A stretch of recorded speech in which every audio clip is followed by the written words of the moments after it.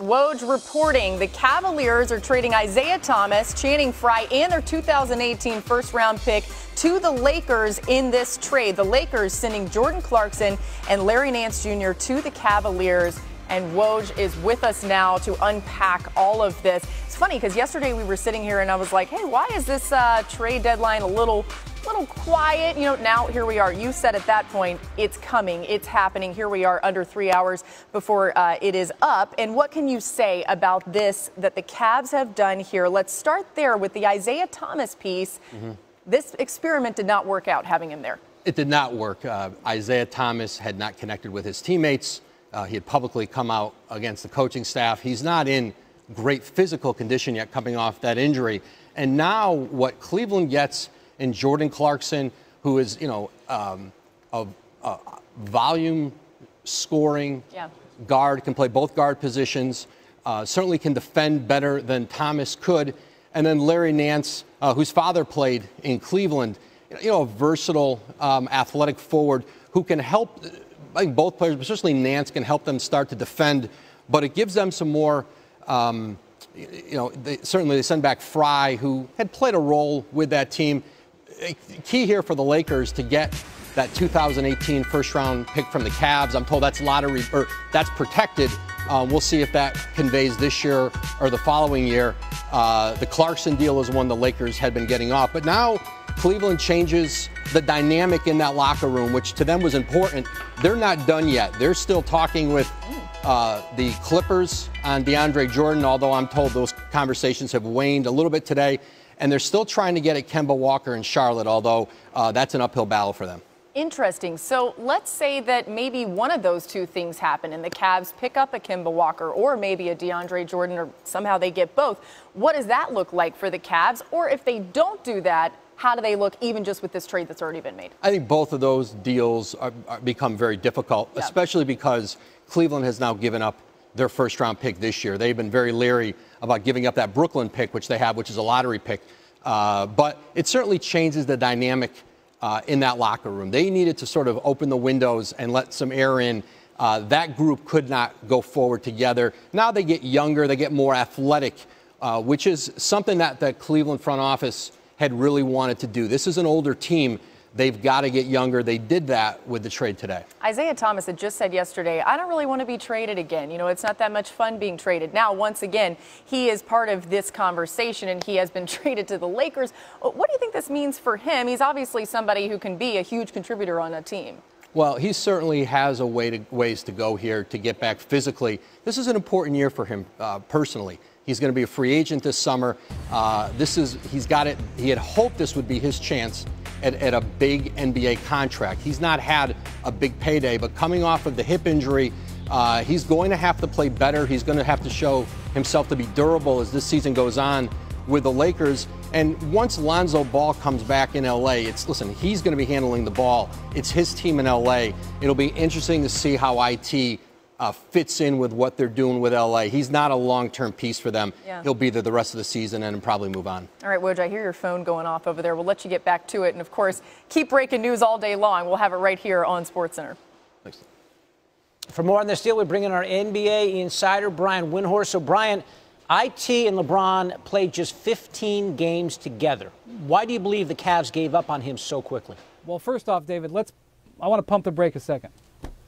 This is an absolute home run deal for the Los Angeles Lakers. They have got to be, as soon as they get off this trade call that they're having with the NBA right now, they're going to take a victory lap. They have been trying for months to clear cap space, and the Lakers just made an incredibly huge major move. They have now cleared the 2 max salary spots that they need for their dreams this summer of going after LeBron James. The Cavaliers have just cleared a path for the Lakers to go after Paul George and LeBron James this summer. This is an incredibly complex and dynamic trade with so many different angles to it. But the Lakers not only clear the cap space by getting rid of 2 guys they were supposed to pay next year, but they also get a first-round pick in the deal, which they can use to draft a young player, or they can use to try to attach to Luol Deng to get off of his contract and potentially open nearly 3 max slots this summer. So first off, I have to just say that this is a major move for the Los Angeles Lakers, who just a couple of days ago were in punt formation to send it down to 2019. Now for the Cavs, this is also a major move. The Cavs, after hedging for months and months and months, are finally saying, we are going to go in to try to keep LeBron James, because they have now taken on for next season an additional $16 million in salary with Jordan Clarkson and Larry Nance, and they just helped one of the major suitors for LeBron clear space for him.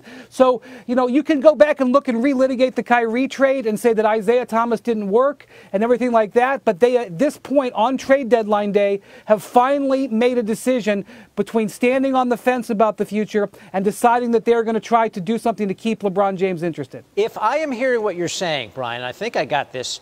This trade helps both teams in the LeBron James sweepstakes this summer. Absolutely. And I mean, just the concept that the Cavs would help the Lakers clear space. David, I can't articulate enough. The Lakers were desperate. The white flag was halfway up the pole when they were making it very clear that they were talking about 2019 free agency, talking about Jimmy Butler and Kyrie Irving and Klay Thompson.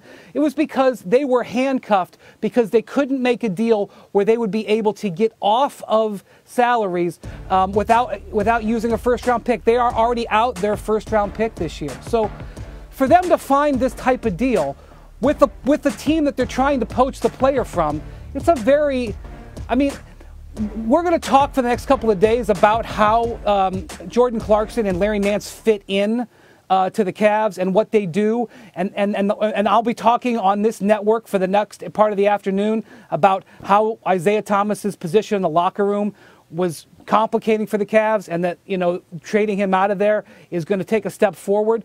Those are all relevant and important, and the coaches are going to weigh in, the players are going to weigh in, but I can't tell you how remarkable this is about how this unlocks everything for the Lakers of where they're going forward. And to also get the first-round pick in the deal, they now have, you know, I don't know if they're going to be able to flip Luol Deng today, but with this pick, they may be able to revisit that into June.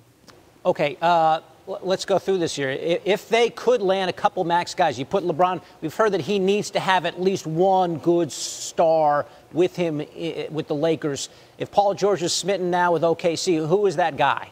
Well, the market is a little bit shallow, and one of the things that one of the reasons I think why the Lakers were willing to move on to 2019 is because DeMarcus Cousins got hurt, because Paul George has been batting his eyes at the Thunder, and maybe that's what's going to happen. And just because this opened up today doesn't mean the Lakers are going to be able to get LeBron and Paul George. They may still have to kick the ball down the field to 2019. But now the Los Angeles Lakers have everything that they dreamed of. They have the 2 max slots. And there's something else that I got to point out. Remember, you don't have to just use salary cap space on signing players. You can use salary cap space to take in players. And the Lakers now have the ability to trade for anybody in the entire league. And they have another asset in this first-round pick that they can use it. The Lakers' outlook has completely changed in the last 20 minutes. The hard part is actually getting the players. But they have overcleared a hurdle that until yesterday looked like it was too high. And the fact that the Cavs would be their partner in getting there, to me, indicates that they feel like they have a good chance of keeping LeBron, because otherwise you thought they had some egg on their face with the Kyrie Irving trade. Can you imagine if LeBron walks to the Lakers this summer because the Cavs gave them the key to unlock the door?